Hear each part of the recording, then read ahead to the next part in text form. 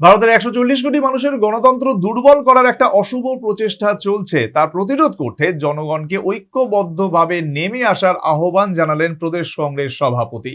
সর্বোপরি প্রদেশ কংগ্রেস ভবনের স্বাধীনতা দিবস উদযাপন অনুষ্ঠানে কেন্দ্রীয় সরকারের সমালোচনা করলেন আশিস কুমার সাহা। গোটা দেশ এবং রাজ্যে যথাযোগ্য মর্যাদায় বৃহস্পতিবার ভারতের ৭৮তম স্বাধীনতা দিবস উদযাপন হলো। সে ধারায় এদিন ত্রিপুরা প্রদেশ কংগ্রেস ভবনে স্বাধীনতা দিবস উদযাপন করা হলো।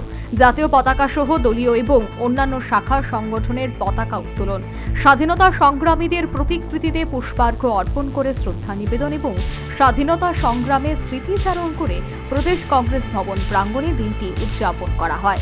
পালনের মাঝে কার্যত বর্তমান কেন্দ্রীয় সরকারের সমালোচনা করলে প্রদেশ কংগ্রেস সভাপতি আশিস কুমার সাহা ভারতে 140 কোটি মানুষের গণতন্ত্র দুর্বল করার একটা অশুভ প্রচেষ্টা চলেছে বলে তিনি নিজ প্রতিক্রিয়ায় জানান।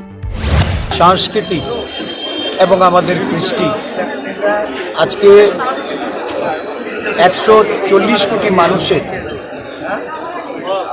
গণতন্ত্র এবং সংবিধান হলো রক্ষা কবচ,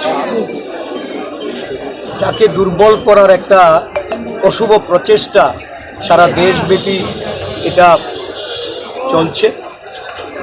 আমরা সমস্ত দেশের জনগণ এটাকে প্রতিরোধ করার জন্য, আমাদের গণতান্ত্রিক প্রতিষ্ঠানগুলিকে রক্ষা করার জন্য, যে প্রতিষ্ঠানগুলির অপপ্রয়োগ করে যারা চালাতে চাইছে তাদের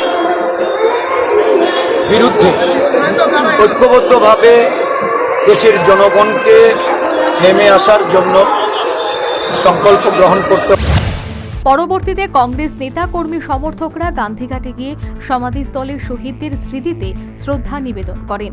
সর্বোপরি এদিন যথাযোগ্য মর্যাদায় দেশের ৭৮তম স্বাধীনতা দিবস উদযাপন করল ত্রিপুরা প্রদেশ কংগ্রেস। তবে স্বাধীনতা দিবসে গোটা দেশ যখন দেশাত্মবোধকতার আবেগে ভাসছে, এই অবস্থায় প্রদেশ কংগ্রেস সভাপতির পরিস্থিতি পরিপন্থী কেন্দ্রীয় সরকারের সমালোচনা একাংশ সাধারণের কাছে সমালোচিত। Bureau report, news vanguard.